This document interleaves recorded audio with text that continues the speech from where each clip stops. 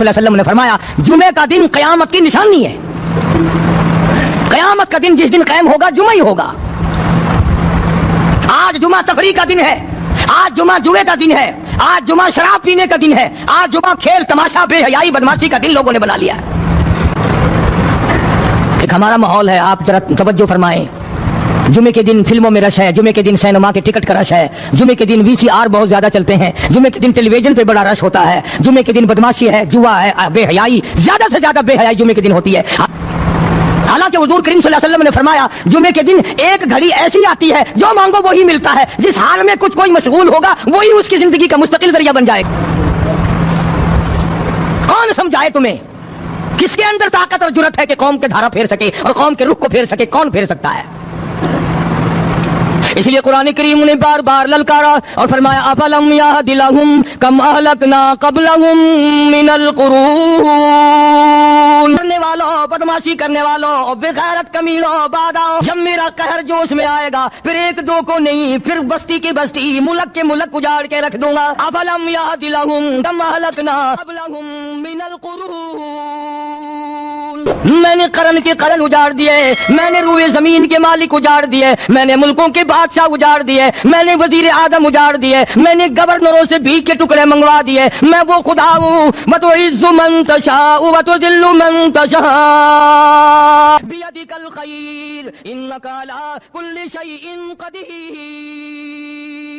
سارا نظام میرے ہاتھ میں ہے. تبارک الذی بیدہ الملک. برکتیں میرے پاس ہے, رحمتیں میرے پاس ہے, خیر میرے پاس ہے, بھلائی میرے پاس ہے, سلامتی کے خزانے میرے پاس ہے, امن کے خزانے میرے پاس ہے. وہو علی بیدہ الملک. ملک میں راج میرا. وہو علی کل شیء قدیر. ذرے ذرے پہ قبضہ میرا, پتے پتے پہ قبضہ میرا, پہاڑ کے ایک ایک کنکر پہ قبضہ میرا, سمندر کے قطرے قطرے پہ قبضہ میرا. تو ہوتا کون ہے عقل کرنے والا؟ کرتے سوچتے نہیں ہے کہ کلام الہیہ ہمیں کیا بتانا چاہتا ہے.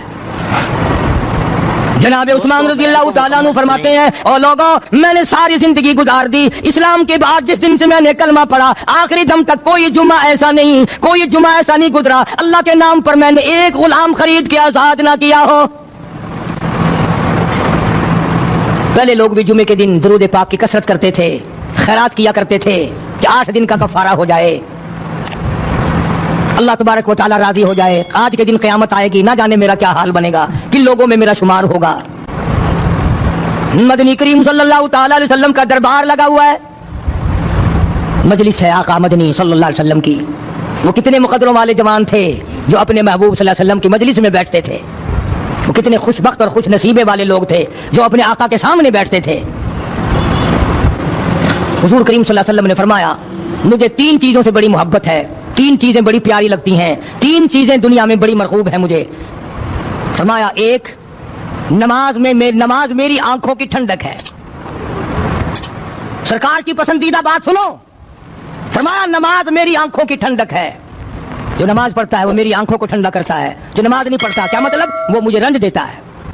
اور جامع ترمذی میں ایک حدیث موجود ہے, ارشاد ہے حضور کریم سب کہہ دو صلی اللہ علیہ وسلم کا, فرمایا کہ ہر پیر کے دن, ہر جمعرات کے دن ہر امتی کا نامہ اعمال میرے سامنے پیش کیا جاتا ہے. ہر امتی کا اعمال نامہ سرکار کے سامنے کر دیا جاتا ہے. تیرے فلاں امتی کا یہ عمل ہے. ذرا مسجد میں بیٹھے ہو, قبلے کی طرف منہ کیے بیٹھے ہو, لوگوں سوچو تو صحیح ہمارے اعمال نامے دیکھ کر آقا کو کتنا رنج ہوتا ہوگا. ہمارے کردار دیکھ کر, ہماری روسیائی کو دیکھ کر آقا کو کتنا رنج پہنچتا ہوگا صلی اللہ علیہ وسلم. ارے ہم نے حضور کی ذات اقدس کو رنج پہنچایا, پریشانی پہنچائی, تکلیف پہنچائی. پرواہ نہیں کرتے نمازوں کی, نوجوان بھی, بوڑھے بھی, حج کر کے بھی نماز پڑھتے لوگ. اور اب تو ویسے بھی دانا بینا لوگ ہیں. تو آپ نے ارشاد فرمایا کہ میری آنکھوں کی ٹھنڈک نماز میں ہے. 3 چیزیں مجھے پیاری ہیں پوری دنیا میں, 3 چیزیں پسندیدہ ہے میری. سب سے پہلی فرمایا نماز میری آنکھوں کی ٹھنڈک ہے. قرۃ عینی فی الصلاۃ او کما قال النبی صلی اللہ علیہ وسلم. فرمایا جس امتی کا یہ دل کرے کہ میں نبی کی آنکھ ٹھنڈی ہو, اسے چاہیے کہ نماز پابندی سے پڑھے. دوسرا فرمایا وفادار عورت مجھے بڑی پسند ہے. حضور کریم صلی اللہ علیہ وسلم نے فرمایا وفادار عورت, ہائے ہائے ہماری ماؤں سے زیادہ وفادار کون ہوں گی. جناب عائشہ صدیقہ رضی اللہ تعالیٰ عنہ فرماتی ہیں کالی کملی والے کے گھر میں 3 مہینے چولہے میں آگ نہیں جلتی تھی.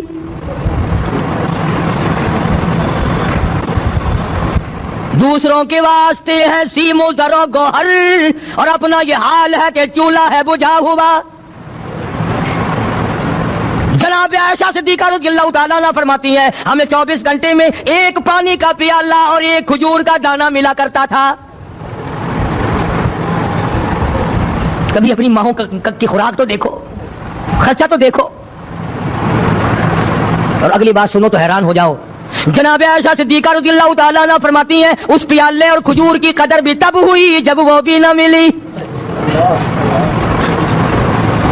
پیسوں کو برباد کرنے والوں، بے قدری کرنے والوں، ذرا سوچو تو صحیح کہ کیا گھر ہے محمد عربی، سب کہہ دو صلی اللہ علیہ وسلم کا۔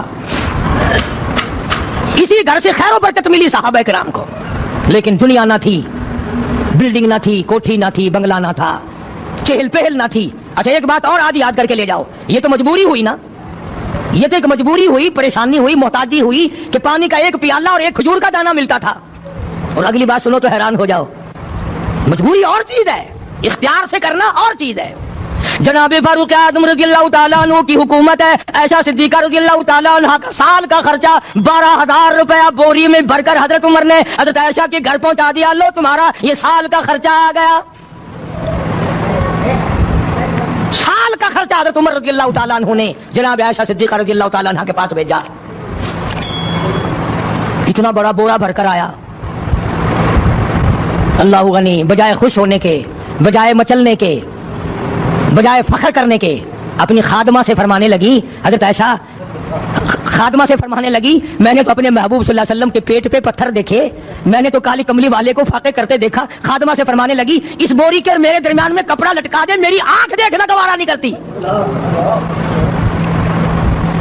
میری آنکھ دیکھنا بھی گوارا نہیں کرتی۔ اس نے کپڑا لٹکا دیا۔ اس کے بعد خادمہ سے فرمانے لگی مدینے میں اعلان کراؤ جس کو خیرات چاہیے وہ عائشہ کے دروازے سے آ کے لے جائے رضی اللہ تعالیٰ عنہ۔ سارے مدینے میں اعلان ہوگا خیرات لینے والے آ جاؤ۔ شیئر ضرور کریں۔ ایک اور بات تھی اس وقت میں، ضرورت مند جاتا تھا، یہ نہیں کہ ٹیبک میں ہزاروں روپیہ پڑا ہوا ہے پھر بھی مانگ کے کھانا ہے، جیب میں ہزاروں روپیہ پھر بھی مانگنا ہے، پلے سے نہیں کھانا۔ جتنے بھیک مانگے ہیں نا، بھیک مانگنے والے 1 کروڑ روپیہ دے دو انشاءاللہ شام کو پھر بھی مانگے گا، اس کے مقدر میں بھیک مانگنا ہے۔ اس فرمانے لگی کچھ نہیں ہے، وہ خادمہ کہنے لگی کچھ نہیں ہے۔ اب وہ خادمہ کہنے لگی کہ اگر 1 ٹکے کا گوشت منگوا لیتی تو تم بھی اپنا روزہ کھول لیتی، گوشت سے میں بھی کھا لیتی۔ کیا جواب دیا عائشہ صدیقہ رضی اللہ تعالیٰ عنہ نے؟ فرمانے لگی اب تانا دینے سے کیا فائدہ، تو نے اس وقت یاد کیوں نہیں دلایا؟ اس لیے میں نے یہ واقعہ سنا دیا کہ پہلی بار سن کر کے تو آپ لوگوں کے دل میں بھی یہ بات آئی ہے نا کہ جی مجبوری ہے، چوری تو وہ کرنے سے نہیں بیچاری، پریشانی جو ہوئی، غربت جو ہوئی، تنگی جو ہوئی، چلو پانی کا پیالے پہ گزر کیا۔ اور نہیں، یہ حضرات اختیاری بھی فاقہ کرتے تھے۔ اب 12,000 آیا اور افطار کرنے کے لیے چھچوارا ہے کھجور بھی نہیں۔ اور ہم تو خدا جانے کب کب تک کا انتظام سوچتے ہیں، پوتے پوتیوں تک کا انتظام جب تک نہ کر لیں اور اولاد در اولاد تک کا انتظام نہ کر دیں اس وقت تک ہماری تسلی تو ہوتی نہیں۔ اسی کو مجذوب نے بڑے عجیب طریقے سے سمجھایا، کہتا ہے کہ آنے والی کس سے ٹالی جائے گی، آنے والی کس سے ٹالی جائے گی، اور جان ٹھہری جانے والی جائے گی، روح رگ رگ سے نکالی جائے گی، تجھ پہ ایک دن خاک ڈالی جائے گی، تیرے رشتہ دار عزیز اقربا دھڑا دھڑ مٹی پھینک کے ایسے آئیں گے گویا تجھے پہچانتے بھی نہیں۔ بڑی بڑی عجیب باتیں کہی مجذوب علیہ رحمت نے، اللہ کی رحمت نازل ہو اس کی قبر مبارک پہ آمین کہو۔ کہتا ہے سب کی سب ہیں راہ روے کوئے فنا، سب چل رہے ہیں فنا کی طرف۔ اب یہ جو ہم لوگ بیٹھے ہیں نا خوش ہو رہے ہیں، میری 50 سال عمر ہو گئی، میری 60 سال عمر ہو گئی، میری 40 سال عمر ہو گئی، میری 30 سال کم عمر ہو گئی، اور اصل بات ہمارے دماغ میں اپنے آپ کو آخرت کے لیے جس قدر ممکن ہو سکے تیاری کریں۔ آج کل بڑی رات ہے، سویرے اٹھو، کم سے کم صبح شام ہر آدمی 1 تسبیح درود شریف کی، 1 تسبیح استغفار کی، اور 1 تسبیح تیسرے کلمے کی، یہ تو کم سے کم ہو ہی جائے۔ بکواس کرتے سو جاتے ہیں، بکواس کرتے اٹھ جاتے ہیں، بولا ہے کوئی زندگی کا معاملہ؟ اللہ سے معافی مانگتا سو جا اور معافی مانگتا اٹھ جا، خدا کی قسم اللہ کا دریائے کرم جوش میں آئے گا۔ تو یہ ساری چیزیں میں نے لیے عرض کی تو وقت پورا کرنے والا حساب نہیں کہ نہ جانے کس کو توبہ کی توفیق ہو جائے۔ کم سے کم ان 3 تسبیحوں کو ہر مرد عورت لازمی پکڑ لے۔ 1 تسبیح درود شریف کی، 1 تسبیح سبحان اللہ والحمدللہ ولا الہ الا اللہ واللہ اکبر ولا حول ولا قوت الا باللہ العلی العظیم، اور 1 تسبیح استغفر اللہ الذی لا الہ الا هو الحی القیوم واتوب الیہ، یا استغفر اللہ ربی من کل ذنب واتوب الیہ، اور 1 تسبیح درود شریف کی اللهم صل علی سیدنا مولانا محمد وعلی آل سیدنا مولانا محمد مبارک وسلم وصلی علیہ۔ جب 1 مرتبہ درود بندہ پڑھے گا 10 بار اللہ کی رحمت آئے گی، 10 گناہ معاف ہوں گے، 10 درجے بلند ہوں گے، 10 خطائیں معاف معاف کر دی جائیں گی تو کتنا بڑا اجر ہے. خصوصاً بوڑھوں کو چاہیے کہ وہ گپوں میں اپنا وقت خراب نہ کریں. خدا کی قسم قبر میں جانے کے بعد تجھے ایک سانس کی مہلت ملی. پر مجھے اس بات کا افسوس ہے کہ آپ لوگ پورا مضمون سننے کی کوشش نہیں کرتے، بلکہ بعض لوگ بالکل اخیر میں سر سے، ایک ہے جمعے کی فضیلت حاصل کرنا، ایک ہے جمعہ پڑھنا، ایک ہے سیرو لہاونا، اس میں بڑا فرق ہے. ایک ہے سر سے اتارنا اور ایک ہے اس کی فضیلت کا حاصل کرنا. حدیث پاک میں آتا ہے کہ جمعے کے دن فرشتے دروازے پہ کھڑے ہو کر کے حاضری لگاتے ہیں.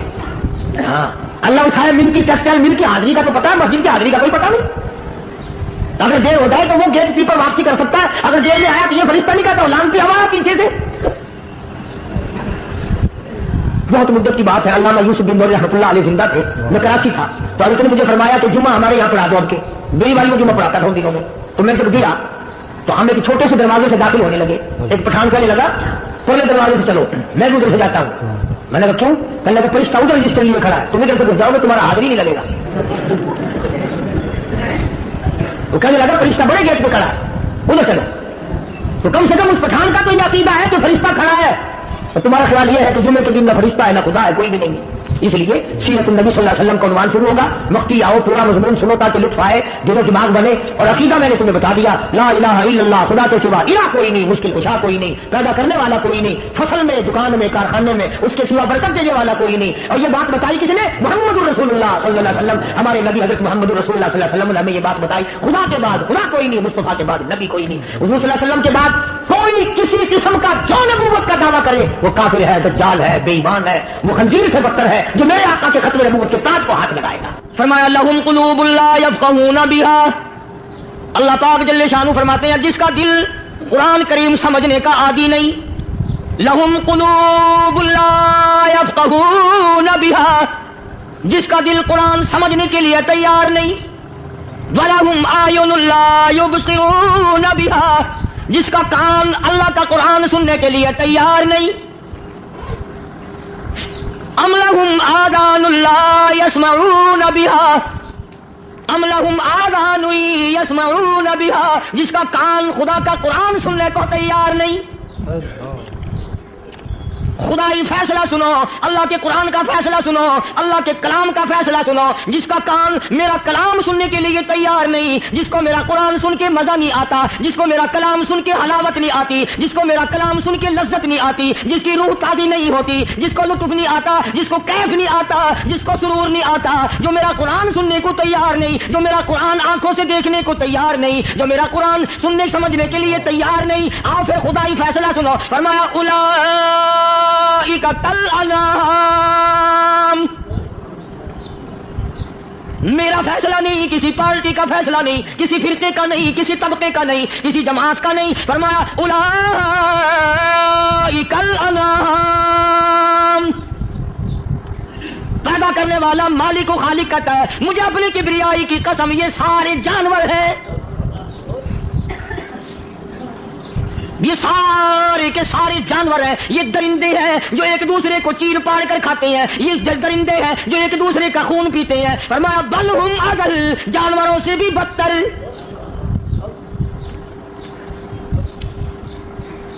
جس کے دل میں قرآن سن کر ترس نہیں، جس دل میں رحم نہیں، اپنے سے کمزور دیکھ کر جس کے دل میں شفقت نہیں، مہربانی کا مادہ نہیں.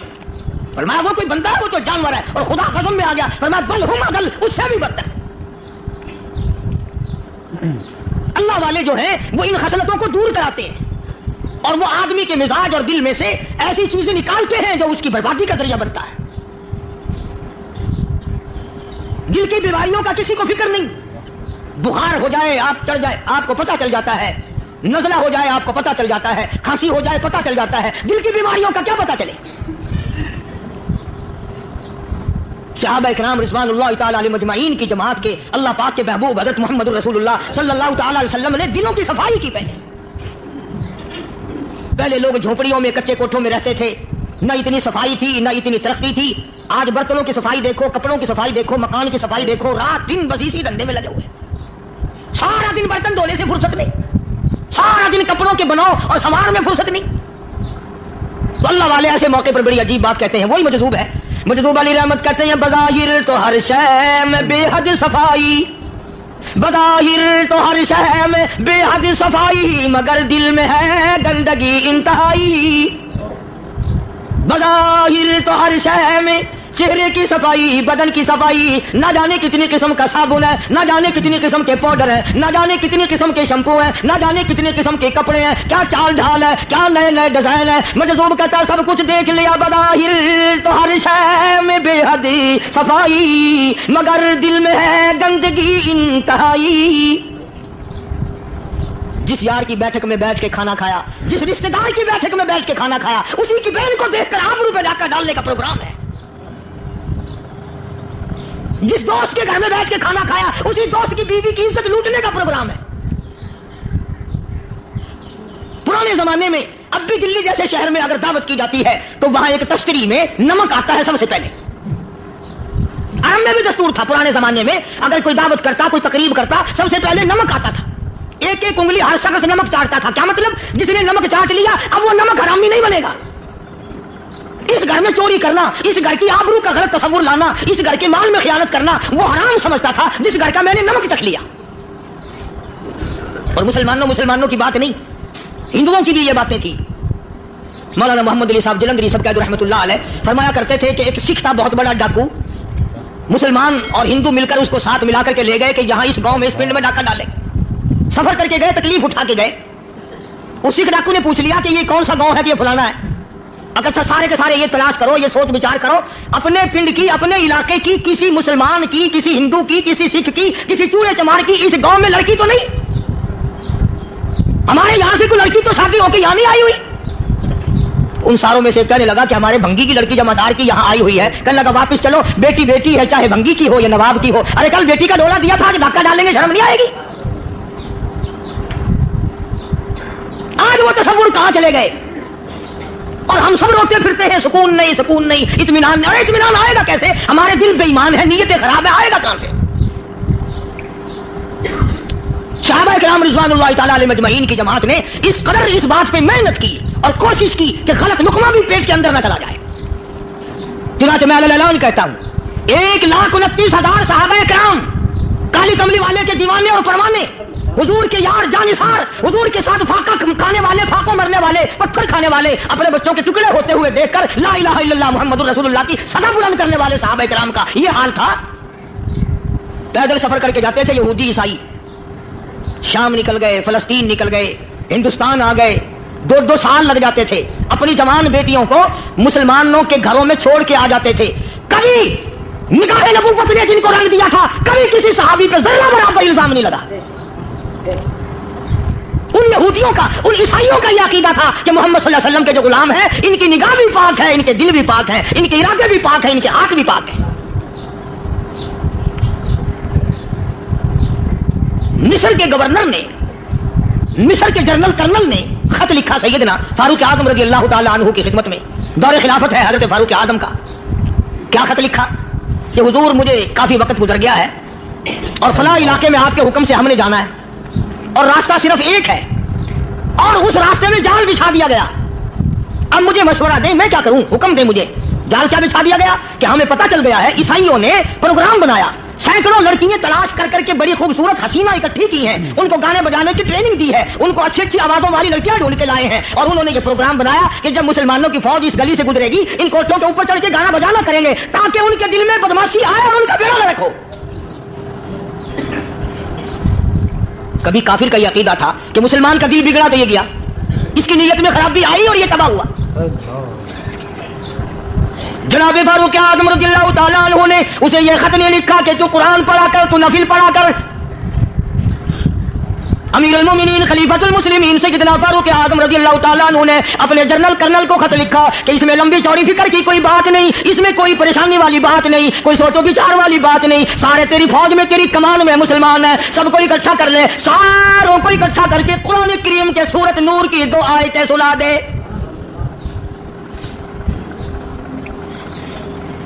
یہ بھی نہیں فرمایا کہ سزا سناؤ، اتنے کوڑے لگیں گے، جو خلاف کرے گا یوں قید ہوگی، یہ کوٹ مارشل کر دیا جائے گا، کچھ نہیں. جناب فاروق اعظم رضی اللہ تعالیٰ عنہ کی رائے دیکھو. ان کے خیال میں قرآن کریم میں اتنی بڑی طاقت ہے، اتنی بڑی عظمت ہے، اتنی بڑی کرامت ہے، کلام الہی میں اتنا بڑا شرف ہے، اعلان کر دیا، فرمایا اپنے کرنل کو ساری فوج کو، لشکر کو اکٹھا کر کے قرآن کریم کی فلاں فلاں آیت سنا دے، اور اس کے بعد بے دھڑک فوج کو، لشکر کو اسی راستے سے گزار کے لے جا، بے دھڑک لے جا۔ ہائے کبھی قرآن کی 2 آیتوں سے کام بن جاتا تھا، اب سارے قرآن سے میرا تیرا کام نہیں بنتا۔ قصور قرآن کا نہیں ہے، یہ میرا تیرا ہے، یہ تو اتنی وفادار کلام ہے، اتنی پاک کلام ہے، خدا کی قسم ہزاروں رجسٹروں کے گتے، ہزاروں چائے کے ڈبے، ہزاروں مٹھائی کے ڈبے، لاکھوں کروڑوں دوائیوں کے ڈبے گندے نالوں پہ، کوڑیوں پہ، روڑیوں پہ پڑے ہیں، اور جس گتے نے قرآن کے ساتھ یاری لگا لی، خدا کی قسم کوئی آدمی بغیر وضو اس گتے کو بھی ہاتھ نہیں لگا سکتا۔ ہزاروں نہیں لاکھوں کپڑے مارکیٹ میں پڑے، پر جس کپڑے نے قرآن سے یاری لگا لی، جو کپڑا جسدان بن کر قرآن پہ چڑھ گیا، لوگ اس کو بھی چومتے ہیں، اور چومنا چاہیے۔ یارو کپڑے نے قرآن سے یاری لگائی تو کپڑا عظمت والا بن گیا، گتے نے یاری لگا لی تو گتا بن گیا۔ ہزاروں قسم کے کاغذات روزانہ ذلیل ہوتے پھرتے ہیں، جس کاغذ پہ قرآن لکھا گیا وہ عظمت پا گیا، جس سیاہی سے قرآن لکھا گیا وہ سیاہی عظمت والی بن گئی۔ ارے اگر مسلمان قرآن کو اپنے اندر پیدا کر لے، اس کی عظمت کو بسا لے، اس کو اپنا لاہ عمل بنا لے، اس کو اپنے سر پہ رکھ لے، تو کیا یہ بندہ قرآن کے ساتھ وفاداری کرے تو قرآن کیا خیال ہے قرآن بے وفائی کر دے گا؟ یقین نہیں، یقین اصل بات اعتقاد کی ہے۔ یقین کا تو یہ عالم بنا ہوا ہے کہ اگر کوئی چوری کا معاملہ ہو جائے اور کسی پر شبہ ہو، اگر اسے کہو کہ قرآن اٹھا دے تو دیر نہیں لگائے گا، اور اگر کہے کہ فلانی خانگاہ کا کنڈا مار دیا تو یہ کام میں نہیں کرتا۔ خانگاہ کے کنڈے پہ ایمان ہے، قرآن پہ ایمان نہیں۔ اس پر یقین ہے کہ پیر اندھا کر دے گا، اور یہاں یقین نہیں کہ جس خدا نے پیدا کیا اگر میں نے جھوٹا قرآن اٹھایا تو وہ برباد کر دے گا۔ عجیب عجیب لوگ ہیں۔ چنانچہ مصر کے کرنل نے، مصر کے جنرل نے ساری فوج کو اکٹھا کر لیا۔ اس نے بھی یہ بات تو نہیں کہی کہ فاروق اعظم کو دوبارہ خط لکھتا کہ حضرت یہ تو 2 آیتیں آپ نے لکھی، یہ تو سارا قرآن روز پڑھتے ہیں، پر بنے گا کیا؟